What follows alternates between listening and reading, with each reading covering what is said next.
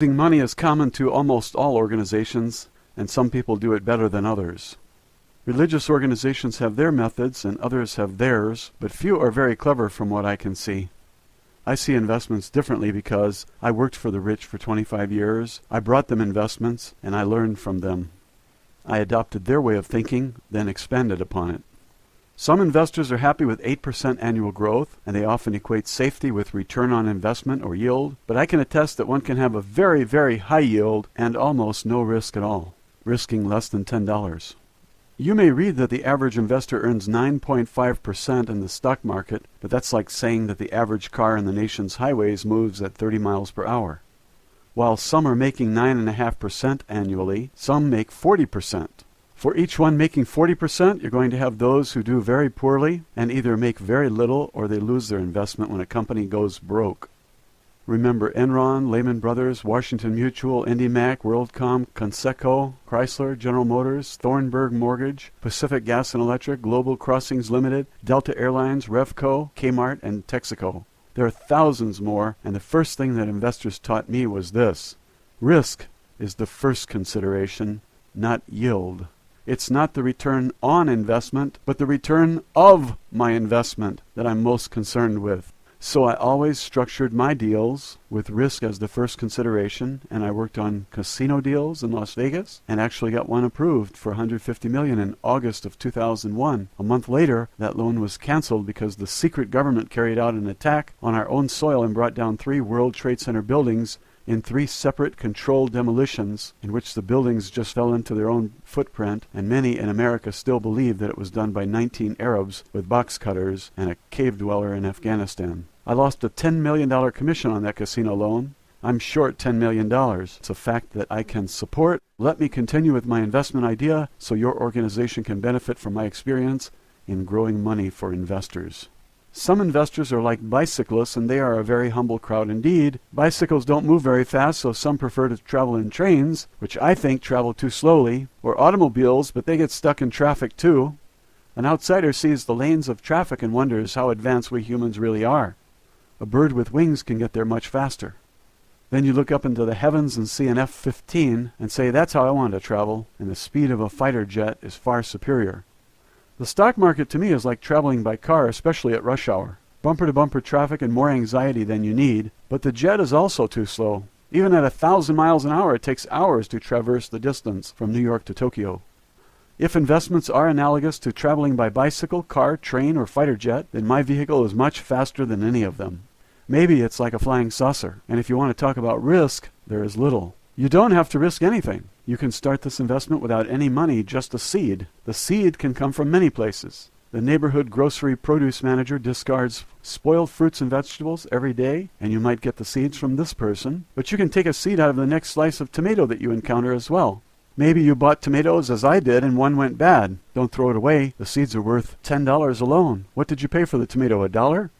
I bought some tomatoes in a basket, and I should have dumped them out to examine them, but I trusted the roadside stand worker, and 80% of them were rotten. So I pushed them into potting soil, and many of the seeds grew. Each seed can produce 10 pounds of tomatoes. How much did the plant cost me? I paid $2 for the basket of tomatoes, and only 6 were good, 12 were bad. So I have $1.66 in those rotten tomatoes, and about 20 of the seeds germinated. Multiply 10 pounds by 20 plants and you get 200 pounds of tomatoes with a value of $2 per pound, or $400 for my $1.66 worth of bad tomatoes. Look at this with the eyes of an investor. The tomato ripens in 55 to 85 days approximately, so let's use 90 days as the maximum, and that's about a quarter of a year. Whatever the return on investment, we have to multiply by 4 to get the annual growth rate.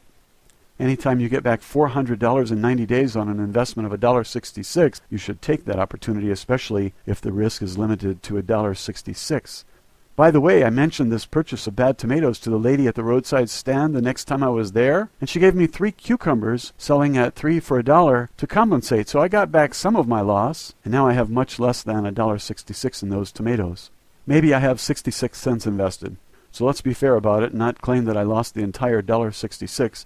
Looking ahead to getting $400 worth of tomatoes at a cost of 66 cents in 3 months is more than 60,606%, and I have not multiplied by 4 yet. With that kind of growth, you don't have to multiply by 4. Just reinvest. If you want to be absolutely safe, take out your original 66 cents and return to the marketplace with profits only. Your organization can grow very fast if you can convey these ideas to the members and get them all involved in growing pennies in the same way as this example.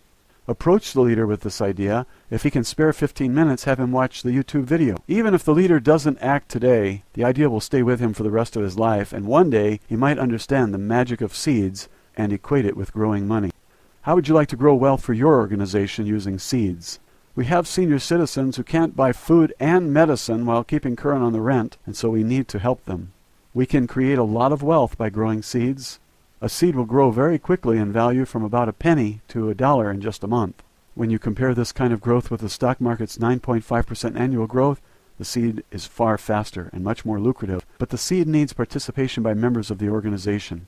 If your organization is a church, the pastor has to be interested in money because every week he's squeezing the congregation for all he can get, and it would be so much easier if he'd just pass out 5 seeds each week to each member and ask them to plant the seeds for God and let the garden vegetables grow and the money flow into his hands.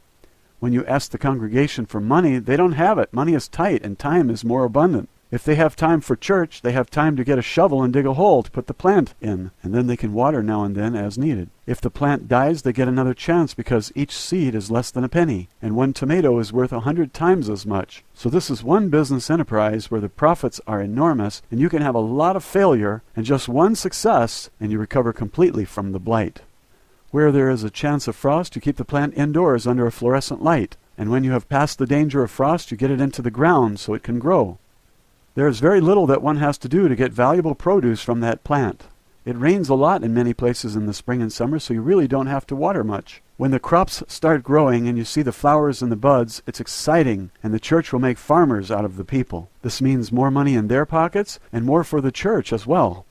Any church leader who wants to make a good investment should buy 1 ounce of tomato seeds for $7.50 and germinate them.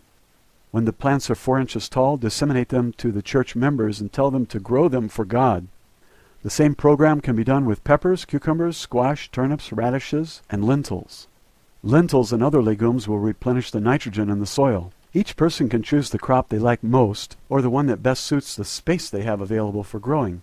Those seeds can produce abundant wealth, and this will soon be recognized by the organization members as everyone feels the effects of the newly created wealth. All organizations should help the weak grow strong, and when they are strong, they help those in need, and this is what organizations should be about. People helping people. All summer long, organization members bring fruits and vegetables to the organization and share them with those who also grow and those who grow nothing, but need the produce to live and save money. If growers sold the crops and gave the church half, the profits would be out of this world. I've done the math, and I look at it from the eyes of a 25-year investment veteran. And I can tell you that there is no investment in the world that will grow as fast as a seed. Would you believe 146,667% in a single month for some seeds? In a month it's worth $1, and what did you pay for the seed? You get 11,000 of them for $7.50, or 14.67 seeds for a penny. Each seed that grows to $1 produces almost $15 from 1 penny in a month. Can you do that with any other investment? Pastors should pay attention, and if you have an organization of any kind, take a look at this vehicle. You have a built-in advantage over grocery store produce. You have no transportation costs.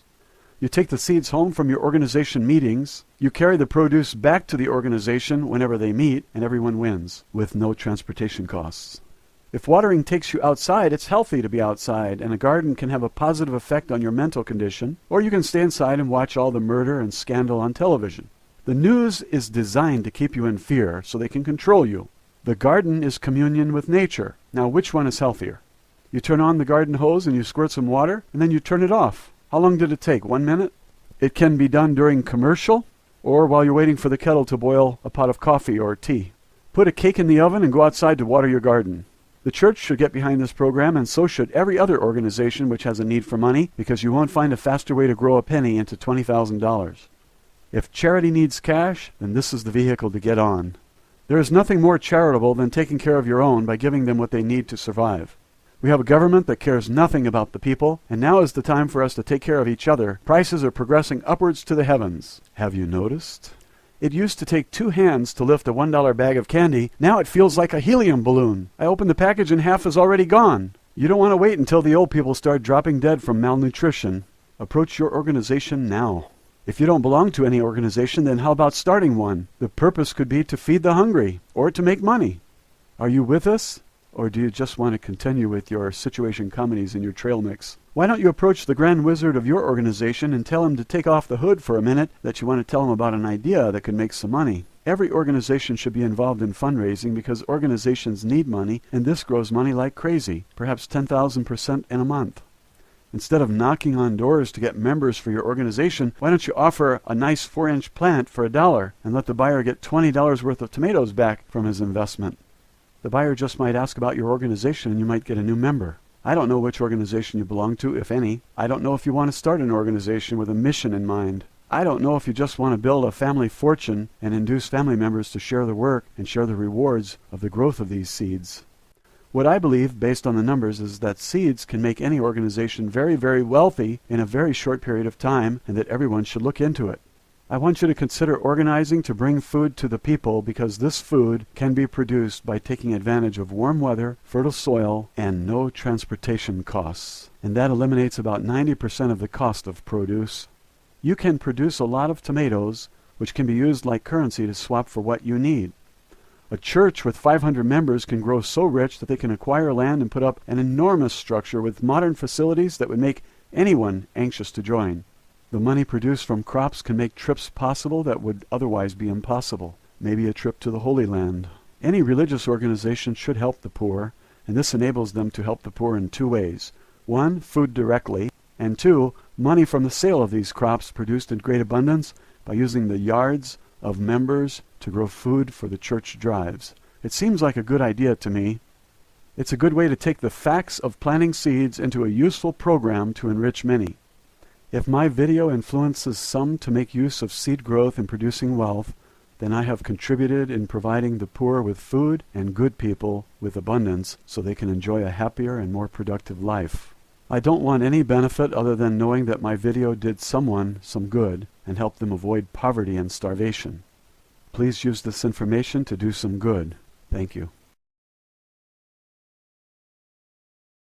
How to grow wealth for organizations. Raising money is common to almost all organizations, and some people do it better than others. Religious organizations have their methods and others have theirs, but few are very clever from what I can see. I see investments differently because I worked for the rich for 25 years. I brought them investments and I learned from them. I adopted their way of thinking, then expanded upon it. Some investors are happy with 8% annual growth, and they often equate safety with return on investment or yield, but I can attest that one can have a very, very high yield and almost no risk at all, risking less than $10. You may read that the average investor earns 9.5% in the stock market, but that's like saying that the average car on the nation's highways moves at 30 miles per hour. While some are making 9.5% annually, some make 40%.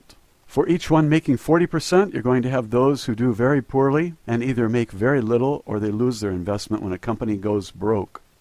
Remember Enron, Lehman Brothers, Washington Mutual, IndyMac, WorldCom, Conseco, Chrysler, General Motors, Thornburg Mortgage, Pacific Gas and Electric, Global Crossings Limited, Delta Airlines, Revco, Kmart, and Texaco. There are thousands more, and the first thing that investors taught me was this: risk is the first consideration, not yield. It's not the return on investment, but the return of my investment that I'm most concerned with. So I always structured my deals with risk as the first consideration, and I worked on casino deals in Las Vegas and actually got one approved for $150 million in August of 2001. A month later, that loan was canceled because the secret government carried out an attack on our own soil and brought down 3 World Trade Center buildings in 3 separate controlled demolitions